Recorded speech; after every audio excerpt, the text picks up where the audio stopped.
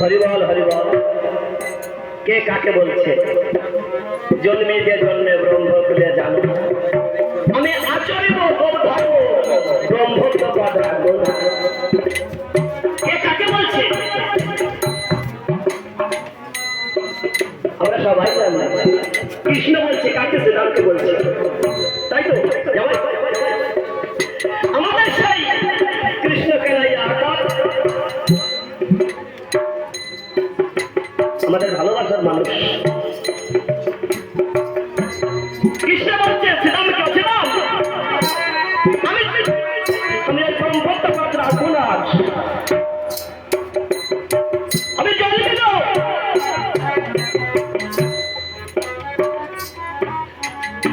তুমি যে জন্মে ব্রহ্ম খুলে জানো, আমি আচরিত ধর্ম ধর্মটা কি?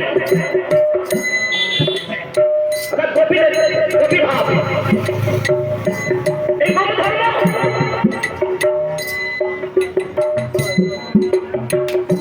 আমরা বাবা যতই মহানবী করি না কেন, আমাদের এই এক বিঘা জমি যদি গুরুপদে আত্মসমর্পণ না করা যায় বাবা, এ জমিতে ফসল ফলে না, এই আমার জমিতে ফসল ফলে না। আমার এই এক বিঘা জমি যদি আমি গুরুপদে সমর্পণ না করতে পারি, আমার মার চাষ, আমার বাবার চাষ, হাসি হরির রস দিয়ে আমার এই আমার পিতা মাতা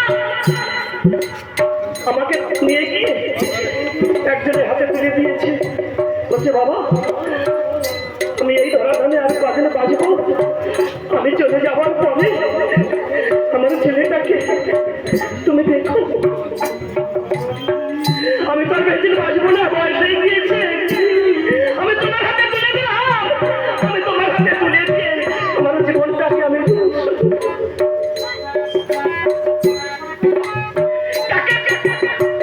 কার হাতে তুলে দিল?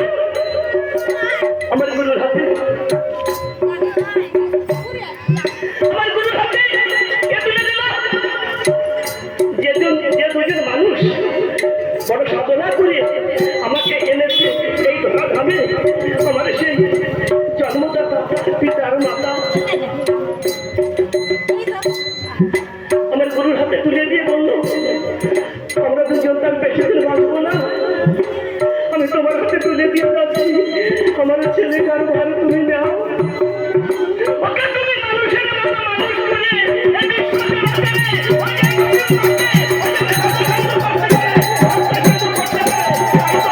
তোমার হাতে তুলে দিলাম বাবা, তুমি এর ভার তুমি নাও।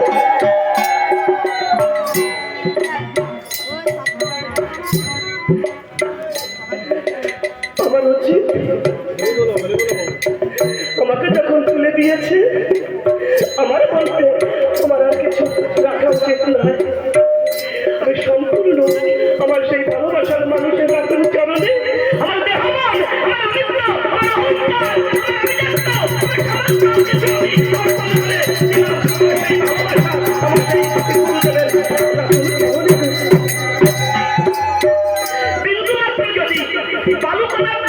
মাত্র যদি কিঞ্চিত থেকে থাকে তাহলে এ দেহ সমর্পণ করা হলো না, তাহলে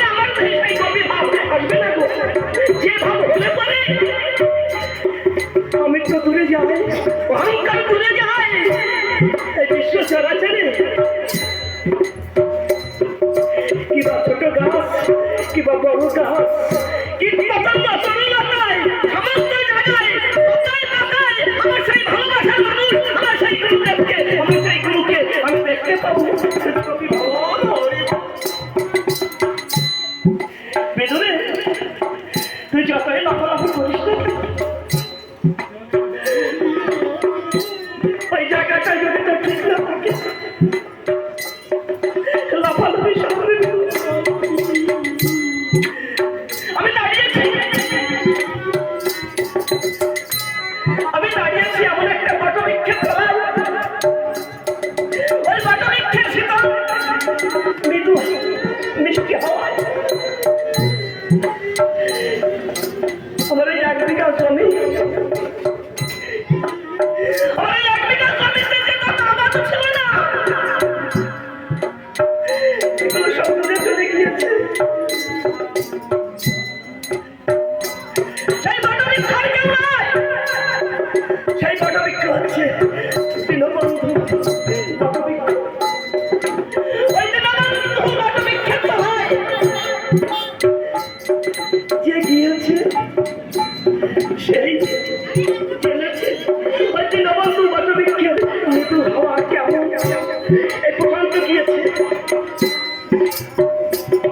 এই বাবা যখন এসেছে, প্রশান্ত ঘুমিয়েছিল, উন্মাদের মতন গিয়ে এখন ধরে তার চোখে সকাল দিয়ে টপ টপ করে জল পড়ছে, কাঁদছে। প্রশান্ত দেখেছি তাহলে কতটা ভালোবাসলে বলে, ওই ভালোবাসার মানুষকে কতটা ভালোবাসলে বলে ওই মানুষের থেকে জল আসে। হরি বল হরি বল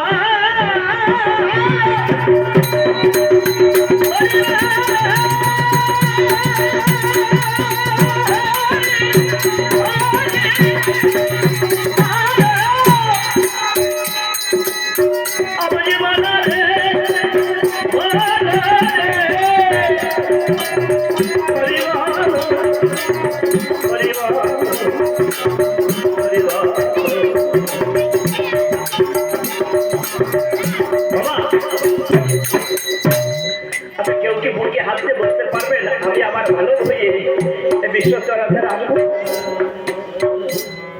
পারবেন বলুন?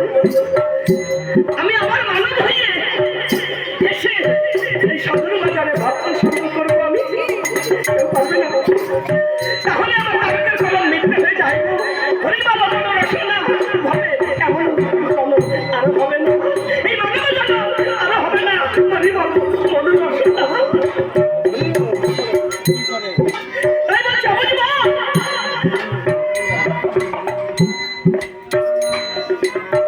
মানব জানো, এই মানব জানো কি অবহেলায় তুমি খেলা করো না। যে বাজারে এলে পরে, যে হাতে এলে পরে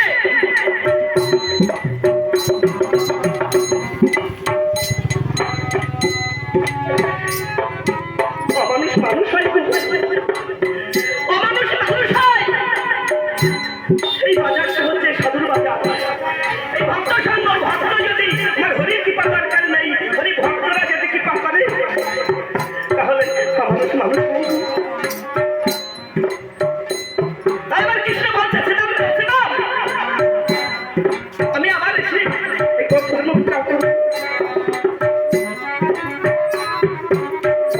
তার কারণ আমার ওষুধে লিখে গিয়েছে আমার হরিচাঁদের অপারে লীলারে লীলা বুঝিবে সাধ্য কাজ। ওই গানের একটা পদে আছে, বৈষ্ণবের খুবই নাকি সাধন ভজন মহিলা মাটি এতে গুণ পাবে না আর এই হরি বলা প্রেমের বলা।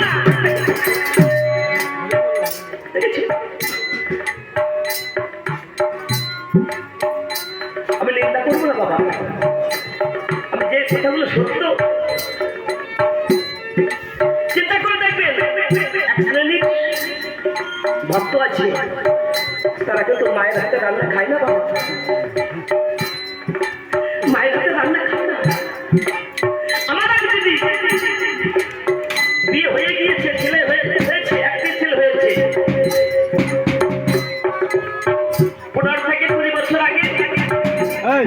এসেছে আমাদের বাড়িতে, দেখতে পাই ভেগ দিয়েছে। এসে মাকে ডাক দিয়ে বলছো, মা আমি আর তোমার হাতে রান্না খাবো না, তুমি পিছনের বারান্দাটা পরিষ্কার করে একটা কাপড় টাঙাইয়ে দাও, একটা উনুন খুঁজে দাও, আর যাবতীয় রান্নার যা যা আছে ওইগুলো কোথায় দাও, আমি তোমার হাতে রান্না খাবো না। দিদির কথা মতো আমার সেই জেঠিমা সব কিছু বুঝার টুঝার করে দিয়ে রান্না টান্না করে খেয়ে দিয়ে যখন এসেছি, এসে যাওয়ার সময় বলছে আমি বাড়ি যাবো। তার আগে তো আমার কানে চলে এসেছে জেঠিমার হাতে রান্না খাই। আমি ডাক দিয়ে বললাম, ও দিদি না, তোর একটা প্রণাম করি, তুই বিশ্বাস ভাবছে জন্মগ্রহণ করিয়ে বড় পুণ্যবান করেছিস রে, তুই আজ নিজে মুখে বললি তোর মায়ের হাতে রান্না তুই খাবি না, তুই ভেঙে নিছিস। আয় দিদি তোকে একটা প্রণাম করি, তোর মতন দিদি জানো আমার তোর মা যদি একটু দারুণ না করতো দিদি, তোর মা যদি এই ভাড়া ধানে এনেছে, লাস্টে তুই মাকে কি দিবি, কি দিয়েছিস? তো নিজে মুখে বললি ও মা আমি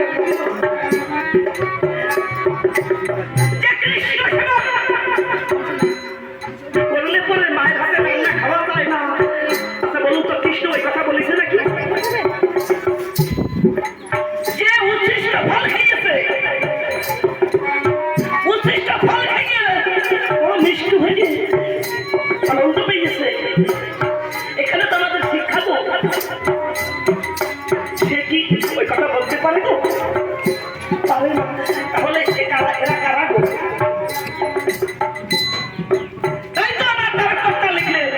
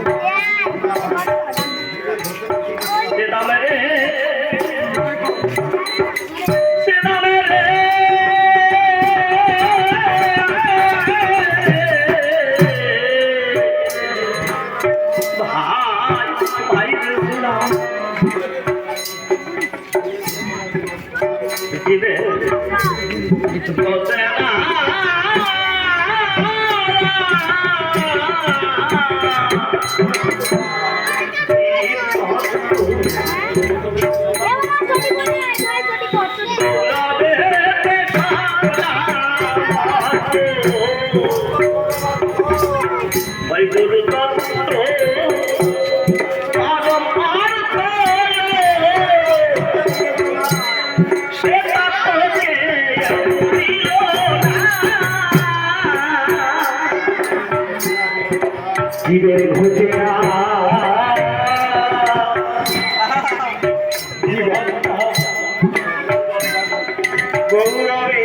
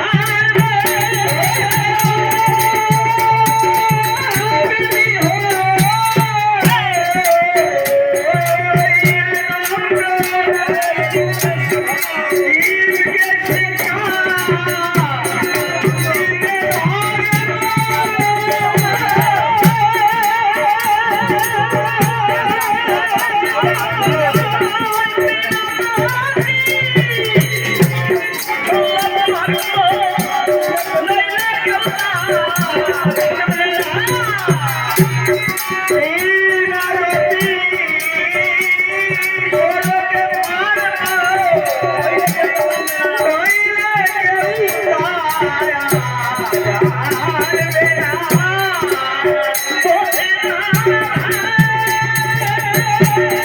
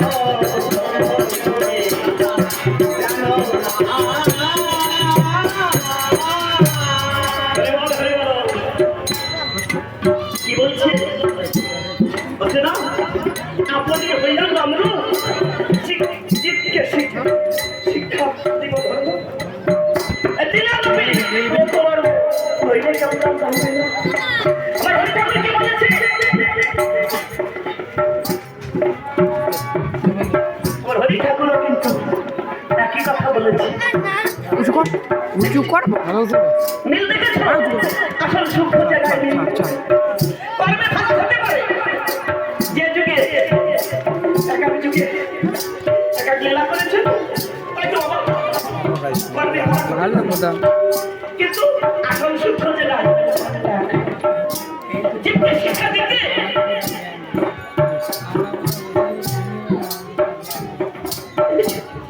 এরা এসেছে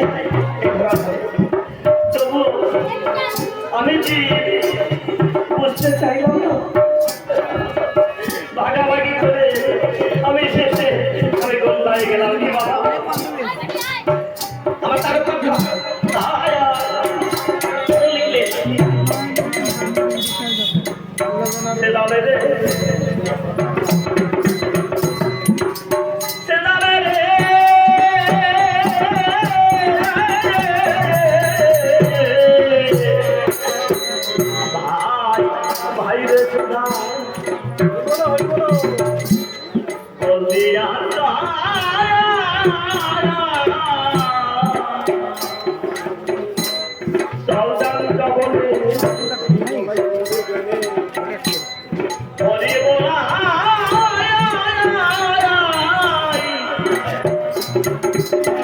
বন্ধু গেলে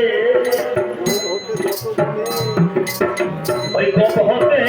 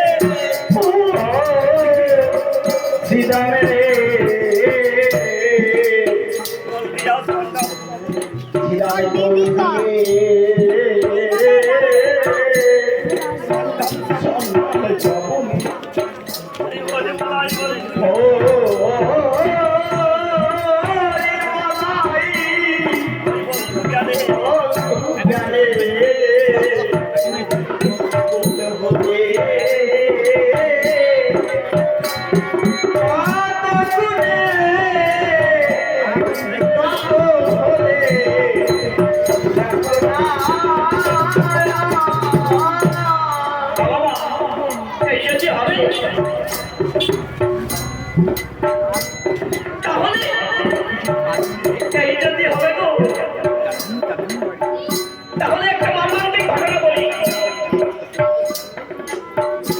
ছোট্ট একটি বালু ক্লাস 6 পড়ে, ওই পাড়াতে এক গোসাই এসেছে। যখন ওই বালকটি শুনতে পেল একটা গোসাই এসেছে, মনে মনে স্থির করলো তাড়াতাড়ি পড়া শেষ করে আমি এই গোসাইয়ের কাছে গিয়ে একটু পরিকথা শুনবো। মনে মনে সিদ্ধান্ত বুঝিয়ে তাড়াতাড়ি বই টই পড়ে সন্ধ্যের পরপরই ওই বাচ্চা ছেলেটি ওই গোসাইয়ের কাছে গিয়ে এসে বসেছি। যখন এসে বসেছে, বসার পরে দেখতে পাই বেশ কিছু ভক্ত নিয়ে ওই গোসাই হরি কথা বলছে।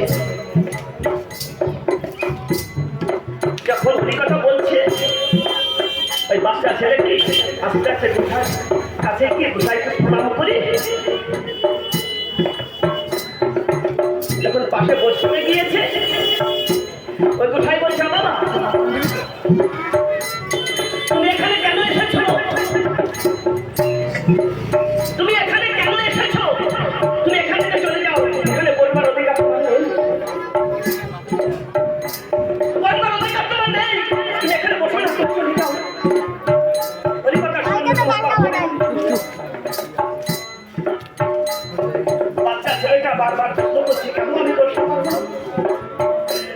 এখানে যারা বসে আছে সবাই তো হরিকথা শুনছে এরই মাঝে আমি কেন হরিকথা শুনতে পারবো না আমার দোষটা করতে পারবো না আমাকে চলে যেতে বলছো কেন বলছে না বাবা তুমি চলে যাও ওই বাচ্চা ছেলেটা যখন পরপর জিজ্ঞাসা করছে তখন বলছে তুমি এখন দীক্ষা শিক্ষা নাও দীক্ষা শিক্ষা না দিলে বলে হরিকথা শুনছে নেই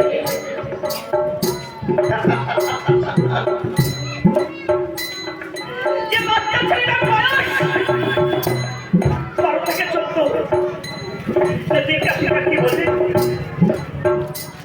সে হরিকথা শুনতে গিয়েছে সদর বাজারে তাকে বসতে দেওয়া হয়নি বারবার প্রশ্ন করছে কেন আমি পারবো না তুমিও বিশ্ববিদ্যার সৃষ্টি আমিও বিশ্ববিদ্যার সৃষ্টি তুমি আমি যদি বিশ্ববিদ্যার সৃষ্টি হয়ে থাকি তাহলে তুমি এক হরিকথা বলছো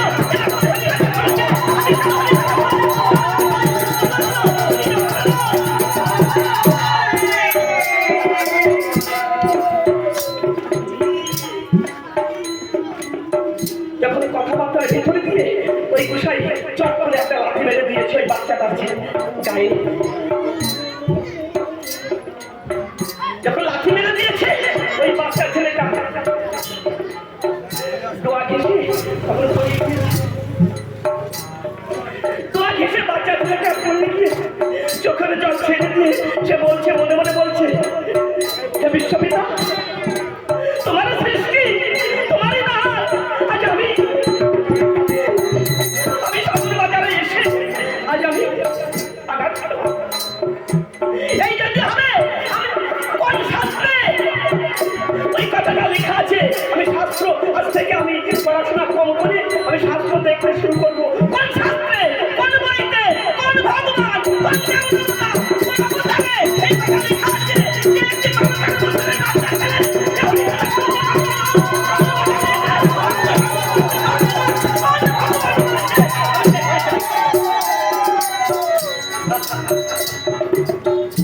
বাড়িতে মাকে ডাকতে বলছো মা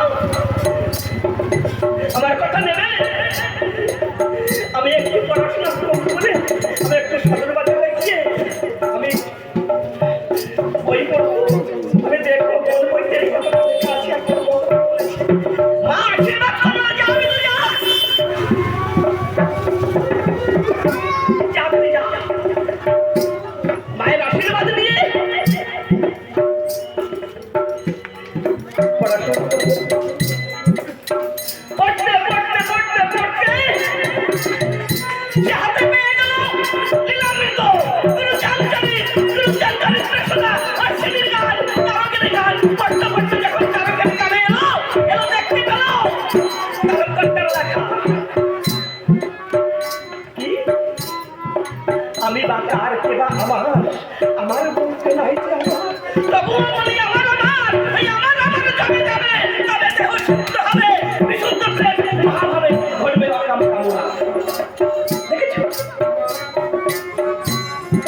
আমি বা কার কে বা আমার বলতে নাই তবু বলি আমার যাবে তবে এই দেহ শুদ্ধ হবে তবে বিশুদ্ধ প্রেম হবে ওই ছেলেটা আর কেউ নয় ওই ছেলেটা এই অভাগা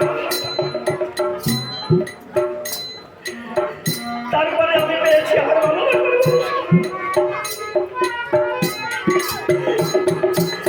এই ভালোবাসার মানুষকে পেয়ে আমার মনে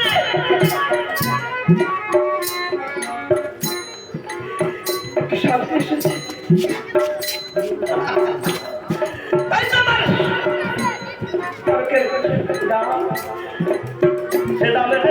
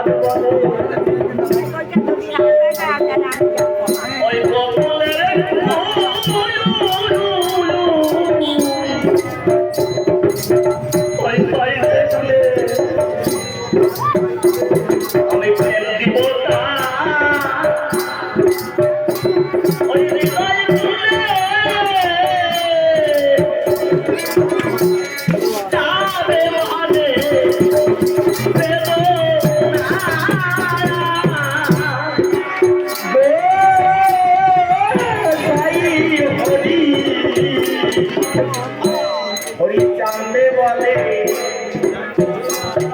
কুলে